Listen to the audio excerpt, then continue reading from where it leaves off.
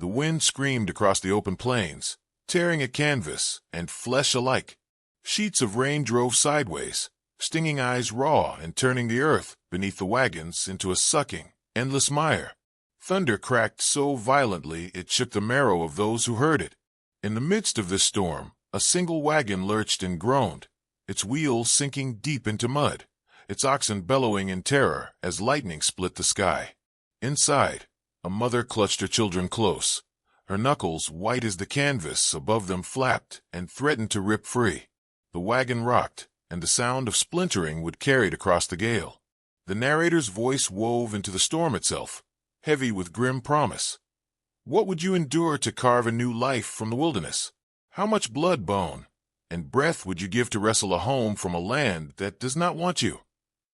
For thousands, the answer had already been given. The westward trail called to the desperate and the dreamers alike, those fleeing poverty, those hungering for land, those chasing whispers of gold, and those simply running from ghosts that clung too tightly in the east. They called it manifest destiny, a grand and righteous mission to spread across the continent. But behind the lofty words lay something more primal: hunger. Hunger for soil to till, hunger for a new start, hunger to escape debts, heartbreak, or chains. The wagons creaked along that promise, pulled by oxen through plains that could kill as swiftly as any bullet. For every family who reached the promised valleys, another was buried along the trail, their names etched into crude wooden crosses that weathered down in silence. The land did not care for dreams. It devoured the weak, tested the strong, and demanded payment in flesh.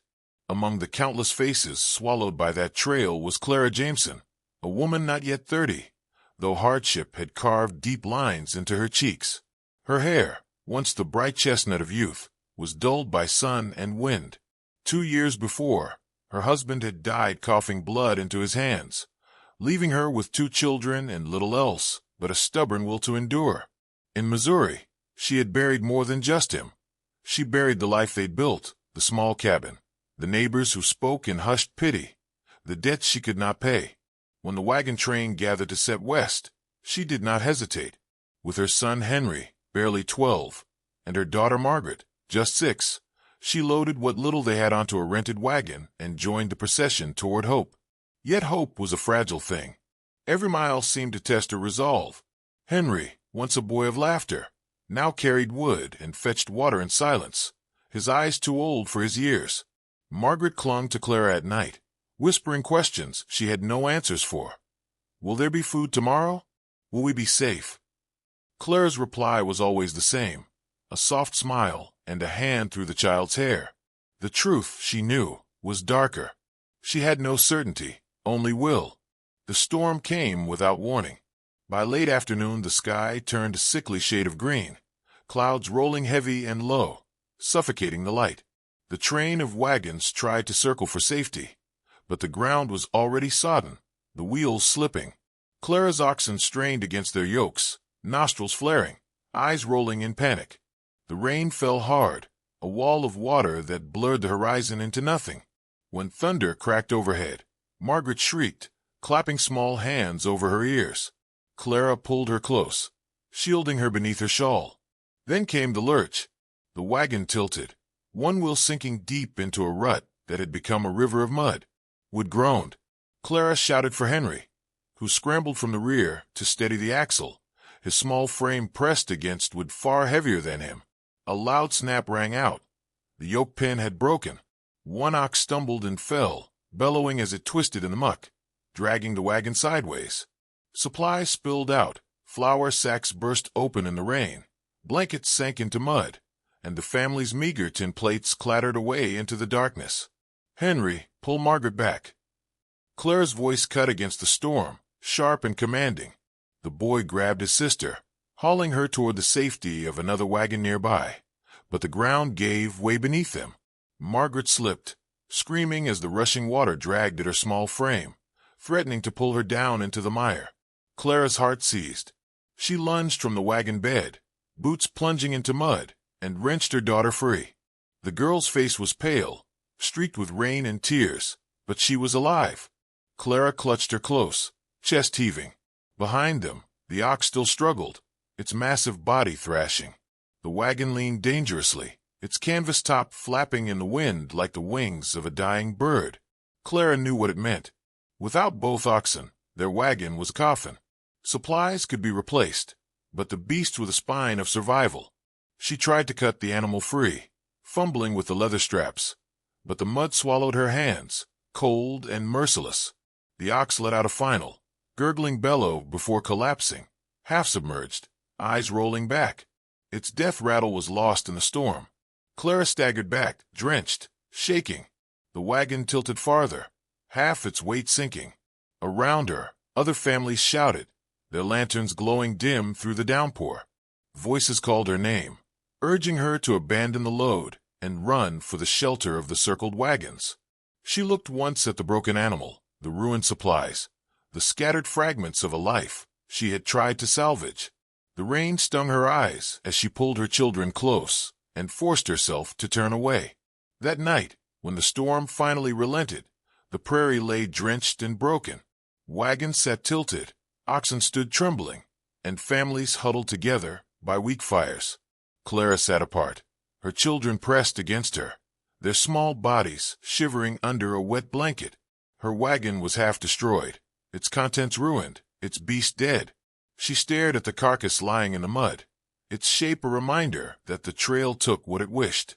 Around her, whispers carried of how much farther they still had to go, miles upon miles of dust, hunger, and danger. Clara listened, silent, her jaw set. She had lost much already, but she would not yield. As the wind moaned across the prairie and the fires flickered low, she whispered to herself words no one else could hear. "We'll keep going. Whatever it takes. We'll keep going." The trail had claimed its first piece of her, but not all of her. Not yet. The days blurred together in a haze of dust, aching feet, and the constant rattle of wagon wheels. Hunger was the first and loudest enemy. Each morning, families measured out flour with a trembling hand, cutting the portions smaller than the day before. Biscuits shrank to nothing, coffee grew weaker, and the children gnawed on scraps of dried meat until their gums bled. By the third week, the smell of an empty larder haunted the wagons more than the wolves did. Men went out to hunt but returned empty-handed, rifles heavy in their arms, shame in their eyes. Rabbits seemed to vanish into the brush. Deer fled long before the hunters drew near, and once, when they did kill a scrawny antelope, the meat spoiled before it could be shared. A silence crept over the campfires at night, broken only by the groan of empty stomachs. Desperation grew sharp-edged, and mothers pressed their children to sleep early, so they would not whimper for food. The hunger carved hollows into their cheeks and shadows under their eyes. It was more than physical. It was the slow erosion of spirit, the question that whispered in every heart, "Will there be enough to reach tomorrow?" Then came the sickness. First it was the children, their bodies racked with fever, their lips cracked and dry. Dysentery spread quickly from wagon to wagon. Cholera followed like a shadow, striking with cruel suddenness. One boy was laughing by the fire in the morning and wrapped in a blanket by sundown, eyes glassy and unseeing. The burials became ritual, short, grim ceremonies where no one lingered long. At sundown, a shallow grave would be dug in hard earth. The family placed stones or carved initials into crude wooden markers, though everyone knew the wind and dust would soon erase them. Words were spoken quickly, heads bowed, and then the wagons creaked onward, leaving the dead behind because the living had no choice. Children watched with hollow eyes, too tired to cry. Parents swallowed their grief like poison, knowing another day's march awaited. The weather itself seemed to conspire against them. In the spring, blizzards swept across the plains, white sheets of snow that buried wagon ruts and froze fingers stiff. Horses collapsed in drifts, their bodies steaming in the cold as men whipped and pleaded. Yet by the time summer came, the land burned under a merciless sun. The trail turned to shimmering waves of heat, and the wagons groaned as their iron rims cracked against the baked earth. One crossing nearly broke them. A river, swollen from spring rains, raged in their path. The water was icy, carrying uprooted trees and debris. Men waded in, ropes tied around their waists, voices hoarse as they shouted commands. Children clung to their mothers as wagons rolled forward, water slapping against the canvas. One wagon tipped sideways, supplies spilling into the current. Shouts turned to screams. A calf was swept away, bleeding until the sound vanished under the rush. When they finally pulled the last wagon onto the far bank, shivering and soaked, 3 oxen lay dead in the current, their bodies tumbling away downstream.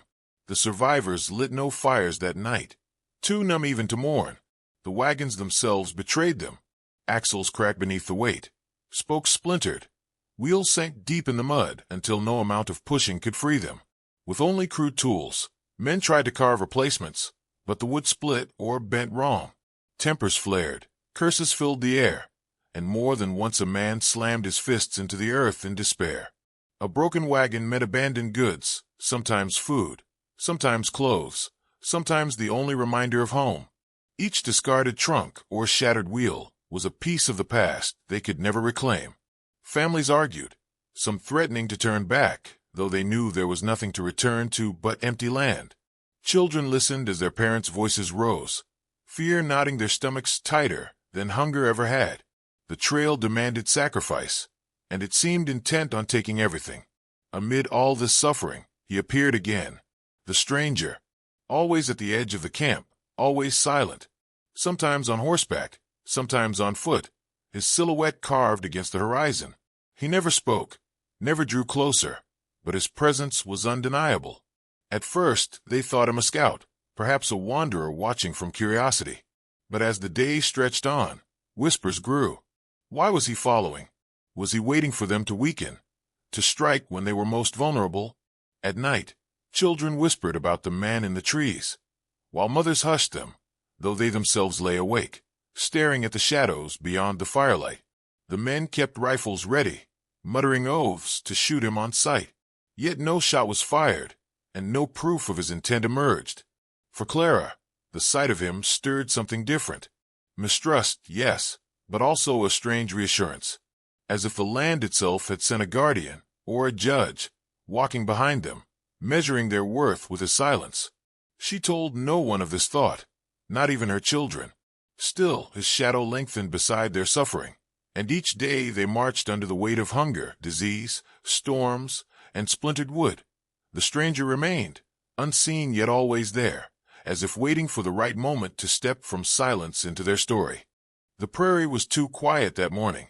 The wagons rolled in a tight line, wheels grinding against the ruts, oxen snorting steam into the chill air.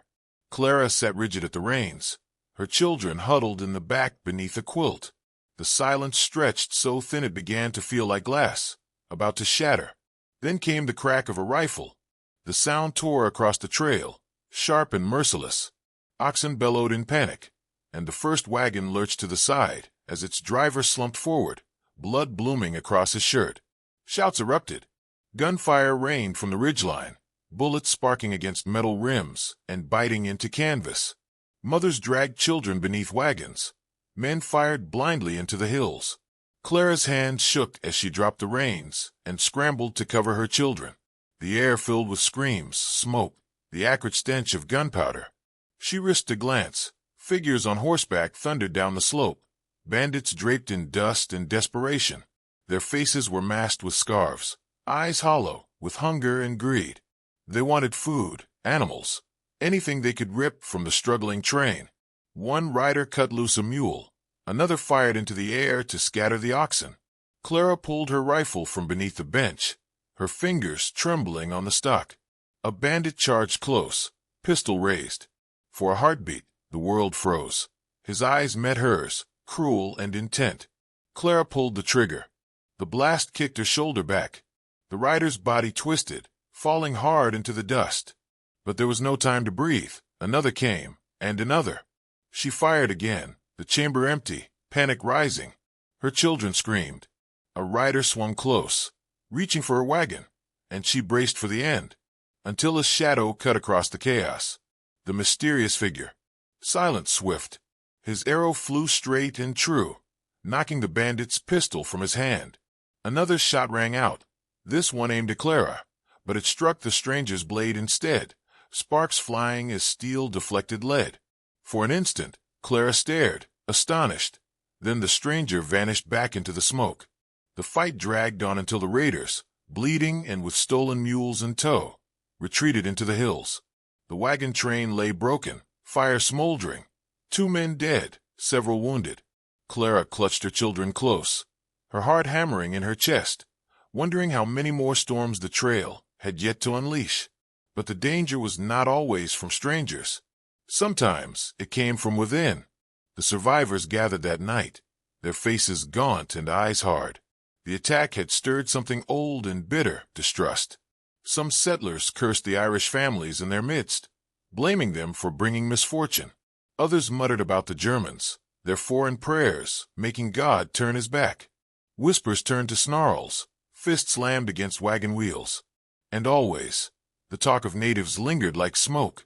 If they hadn't riled the tribes, one man spat, "We'd be safe." Another retorted that no tribe had been seen for weeks, that it was bandits, not warriors, who spilled their blood today. Yet suspicion grew, feeding the fire. Mothers pulled their children close. Men tightened their grips on rifles, every shadow now an enemy. Clara tried to hold the middle ground. She reminded them they had buried men that morning, that they would need each other if they hoped to survive. But her voice wavered in the roar of anger. She was only a widow, clinging to her children. Her words carried little weight among men whose pride outweighed reason. By dawn, the camp was divided. Families huddled with their own, sharing rations only among kin, turning wary eyes on neighbors who yesterday had been friends. Clara watched it unfold with dread, knowing that division, more than any bandit's bullet, could tear them apart. That night, when she slipped away to gather firewood, she saw him again.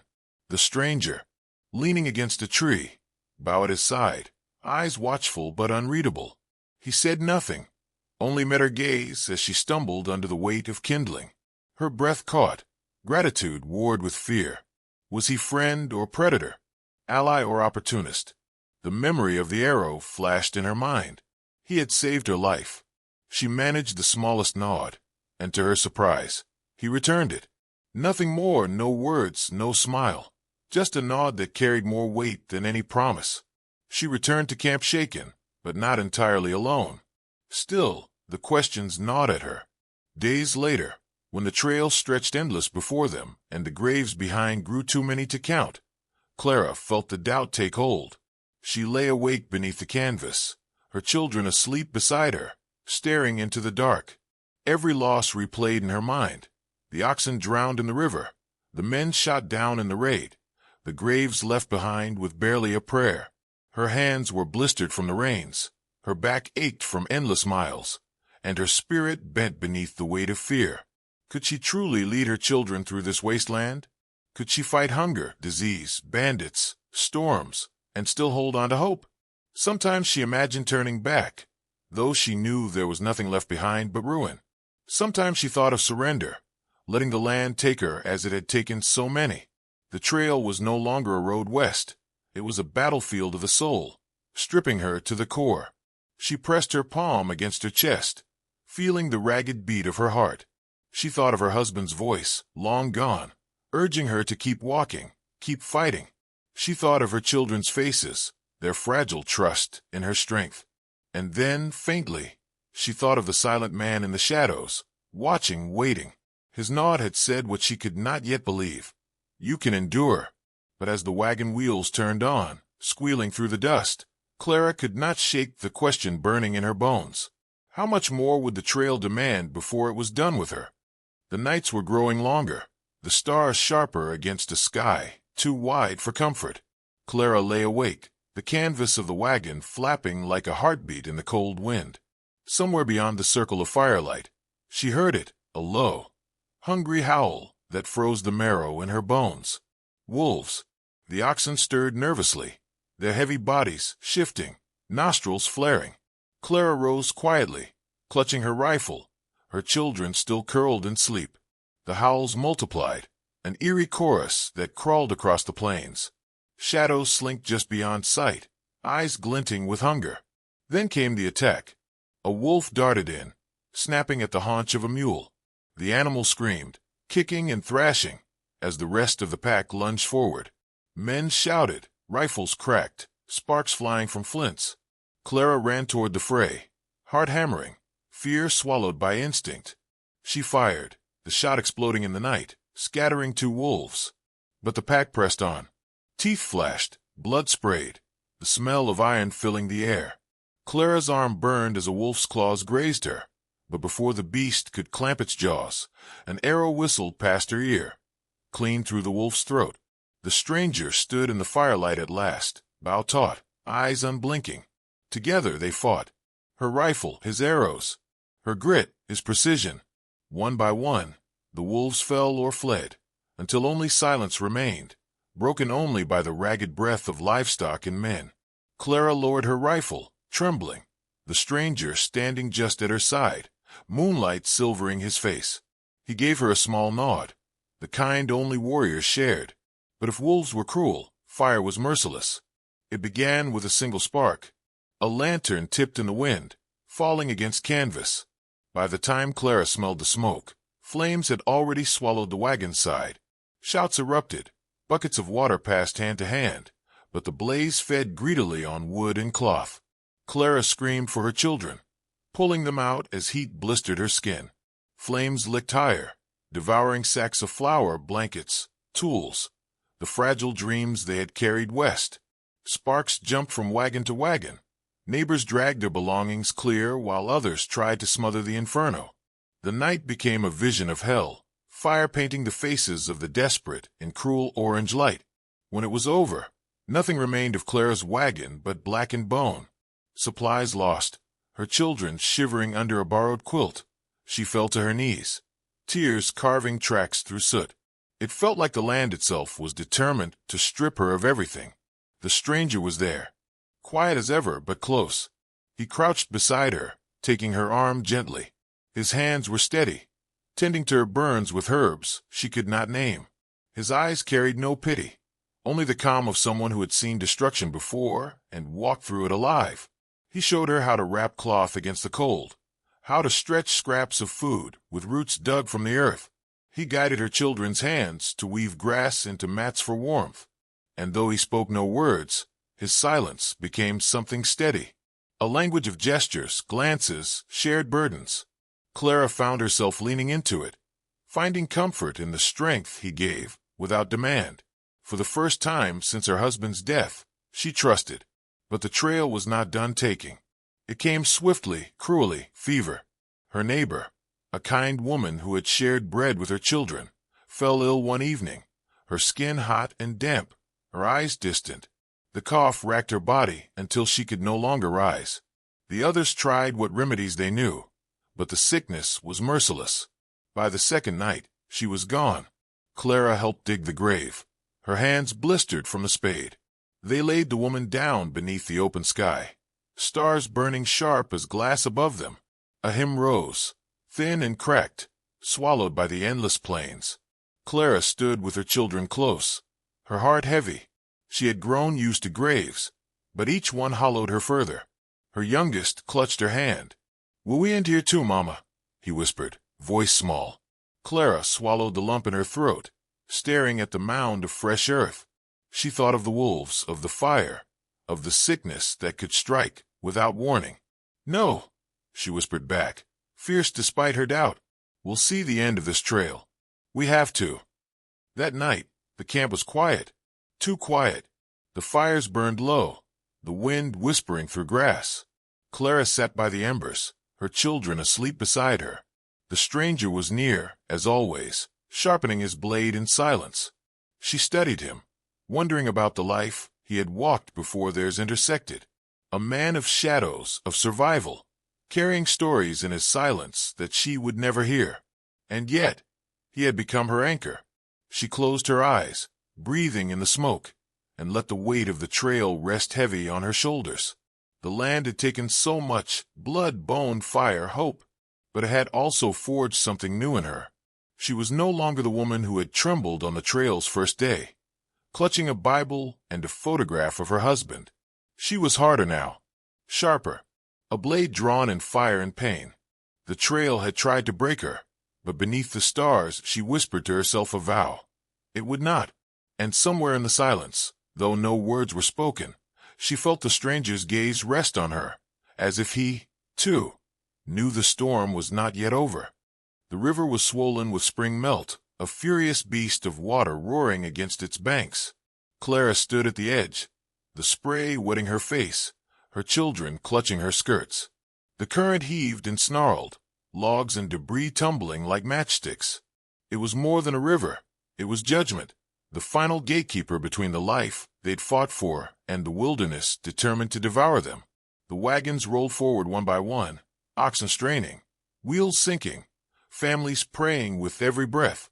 Clara's hands trembled on the reins, her knuckles white as she urged her team onward. The wagon pitched violently as the river swallowed it, icy water rushing up around her waist. Her son screamed as a crate tore free and vanished downstream. Men shouted, ropes snapped. The cries of beasts drowned beneath the thunder of water. One wagon tipped entirely, bodies flung into the torrent, swept away in an instant. Clara's heart seized, but she forced her gaze forward. Step by step, the oxen lunged, driven by a primal will to survive. With a final heave, the wheels struck solid earth on the far bank. Clara collapsed forward, sobbing in relief as the wagon lurched free of the current. But even as she drew breath, a new sound cut through the roar of water, gunfire. The bandits had returned. They came like jackals, rifles flashing, horses kicking up mud. Settlers screamed, scrambling for cover. But the wagons were still mired in the shallows, vulnerable. Clara grabbed her rifle, shoving her children beneath the wagon. A shot splintered within inches from her head. She fired back, the crack of her gun answered by chaos all around. The stranger was already moving. Silent as ever, his bow sang, arrow after arrow striking true. One raider tumbled into the water. Another fell from his saddle clutching his throat. But there were too many. Bandits swarmed, dragging settlers from wagons, knives flashing, voices snarling with greed. Clara found herself face to face with one, his pistol raised. Her body moved before her mind caught up. She swung the rifle like a club, the crack of wood against bone sending him sprawling. But another came, and another. She stumbled, the river spray blinding her, until a blade whistled too close, only to be knocked aside by the stranger's tomahawk. For the first time, his voice broke the silence. Move. It was a single word, sharp as steel. Together they fought, a dance of survival carved in blood. She reloaded, fired, struck with butt stock, while he moved like a shadow, blade and bow tearing through the raiders. Mud, fire, water, all mixed with the metallic stench of death. Then came the leader, broad-shouldered, scarred, eyes burning with cruelty. He swung down from his horse with a curved blade, striking hard. The stranger met him head-on, steel against steel. The clash rang out over the river, brutal and unyielding. Clara tried to fire, but her rifle jammed. She could only watch as the two men circled, blades flashing, bodies slick with sweat and blood. The bandit drove his blade deep into the stranger's side. Clara screamed, lifting a fallen pistol and pulling the trigger.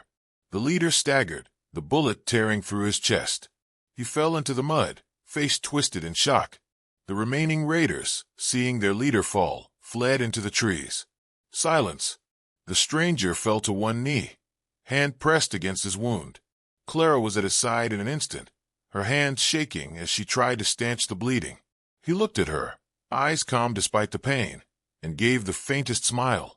He had never needed words to speak, but now his silence was heavier than any goodbye. They survived the crossing, but not unscathed. The camp that night was subdued. Families huddled together, counting the living, naming the dead. Clara sat with her children close, watching the stranger rest by the fire. His face was pale, his breath shallow. She wanted to thank him, to beg him not to leave them, but the words stuck. He had carried them through fire and wolves, storm and blood. Whether he lived to walk farther with them or not, his presence was carved into her soul. When morning came, Clara stood at the river's far bank, the sun rising over endless grass. Her wagon was half-burned, supplies gone, her body scarred. The dreams she had carried west, of plenty, of ease, of freedom, had burned away with the wagons. But something truer remained, her children's hands in hers, the strength she had forged in loss.